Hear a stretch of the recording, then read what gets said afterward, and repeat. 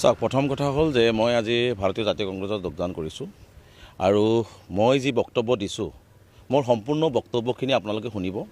মই প্ৰথমৰ পৰা শেষলৈকে এখন বৰ অসম কৰাৰ কথা কৈছোঁ, মিলাপ্ৰীতিৰ কথা কৈছোঁ, সকলো জাতি জনগোষ্ঠীৰ সমন্বয়ন সমমৰ্যাদা সমবিকাশৰ কথা কৈছোঁ আৰু সকলোৱে মিলিজুলি আমি এখন বৰ অসম গঢ়িব লাগিব।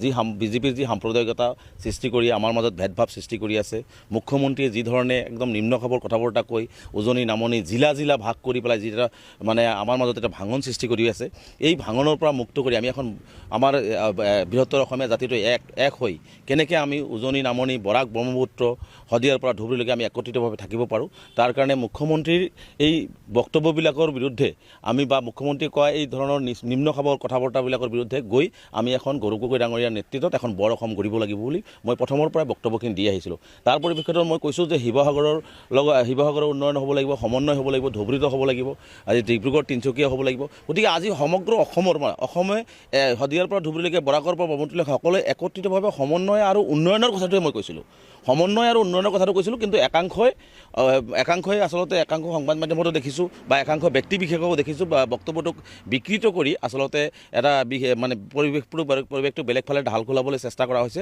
মই তেনেকুৱা কোনো ধৰণৰ মানসিকতাৰে মই কোনো ধৰণৰ বক্তব্য আগবঢ়া নাই। মই এটা জাতীয় সংগঠন কৰি দীৰ্ঘদিন জাতীয় সংগঠন কৰিছোঁ। আমি সদায় সমন্বয়ৰ কথা কৈ আহিছিলোঁ, সদায় সমন্বয়ৰ হাকো সৃষ্টি কৰিবৰ কাৰণে কৈ আহিছিলোঁ। গতিকে আমাৰ মাজত কেতিয়া ভাঙনৰ কথা নাহে।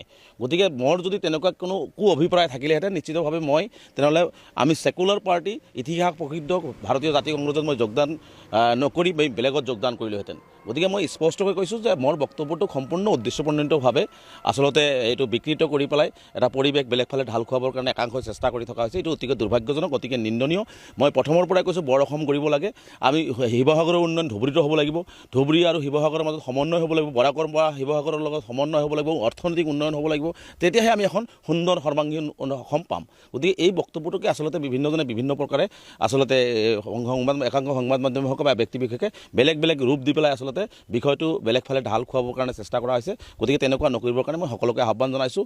আমাৰ কথা স্পষ্ট যে আমি শদিয়াৰ পৰা ধুবুৰীলৈকে বৰাকৰ পৰা ব্ৰহ্মপুত্ৰ পাহাৰ ভৈয়াম সকলোৱে মিলিজুলি আমি সকলোৱে এটা বৃহত্তৰ অসমীয়া জাতি হিচাপে আমি মিলাপ্ৰীতিৰে থাকিব বিচাৰোঁ। গতিকে এইটোকে আচলতে অপব্যাখ্যা কৰি বিভিন্ন ধৰণে কথা বতৰাবিলাক কোৱা হৈ আছে। গতিকে এইটো অতিকৈ দুৰ্ভাগ্যজনক।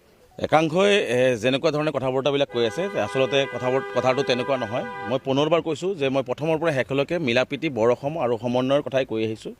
মই এইটো কথা কোৱা নাই যে শিৱসাগৰৰ মানুহ আহি ধুবুৰীত যাব, ধুবুৰীৰ মানুহ গৈ শিৱসাগৰত যাই জনগাঁথনি চেঞ্জ কৰিব, এই কথাটো কোৱাৰ আচলতে মই কোৱা নাই। গতিকে মই কৈছিলোঁ যে ধুবুৰীৰ শিৱসাগৰৰ উন্নয়ন যেনেকুৱা ধৰণে হৈছে, যেনেকুৱা ধৰণে শিৱসাগৰৰ যিখিনি ভাষা সংস্কৃতি সেইখিনিও ধুবুৰীলৈ আহক, ধুবুৰীৰ সমন্বয়ৰ বা ধুবুৰীৰ কথা বতৰাখিনি বৰাকলৈ যাওক, বৰাকৰ কথা বতৰাখিনি ইয়ালৈ আহক, তেতিয়াহে আমি গোটেই অসম মিলি যেতিয়া আমি সকলোৰে মাজত এটা মিলাপ্ৰীতি এটা ভাতৃত্ববোধৰ সমন্বয় থাকিব, তেতিয়াহে আচলতে আমি এখন বৰ অসম দেখিবলৈ পাম। গতিকে সেইটোহে আচলতে মূল কথা আছিলে। কিন্তু সেই মূল কথাটোকে বিভিন্নজনে বিভিন্ন ধৰণৰ কথা বতৰাবিলাক কৈ এনেকুৱা এটা পৰিৱেশ কৰা হৈছে যেন মই ধুবুৰীৰ মানুহখিনি শিৱসাগৰলৈ পঠাই দিছোঁ, শিৱসাগৰৰ মানুহখিনি ধুবুৰীলৈ পঠাই দিছোঁ, তেনেকুৱা এটা কথা বতৰা ক'ব বিচাৰিছে। আচলতে মই তেনেকুৱা ধৰণৰ কথা বতৰাবিলাক আচলতে কোৱা মোৰ বক্তব্যত নাছিলে। গতিকে মই সকলোকে আহ্বান জনাইছোঁ যে মোৰ বক্তব্যখিনি আপোনালোকে সম্পূৰ্ণভাৱে ভালকৈ যদি মন দি শুনে নিশ্চিতভাৱে তাত পাব যে মই প্ৰথমৰ পৰা মিলাপ্ৰীতি আৰু বৰ অসম গঢ়াৰ কথা কৈছিলোঁ। সকলো জাতি জনগোষ্ঠীৰ সমন্বয়ন সমমৰ্যাদা সমবিকাশ হওক, প্ৰতিখন জিলাই একেলগে একত্ৰিতভাৱে একে শাৰীতে উন্নয়নৰ শিখৰত আগবাঢ়ি যাওক, এইটোৱে আচলতে মূল লক্ষ্য আৰু উদ্দেশ্য আছিলে কথাটোৰ। গতিকে সেইটো কথাকে আচলতে তেওঁলোকে বেলেগ ফালে মানে লৈ যাবলৈ চেষ্টা কৰা হৈছে। গতিকে এনেকুৱা ধৰণৰ মোৰ বক্তব্যটো তেনেকুৱা ধৰণে লৈ নাযাবৰ কাৰণে সকলোকে মই আহ্বান জনাইছোঁ।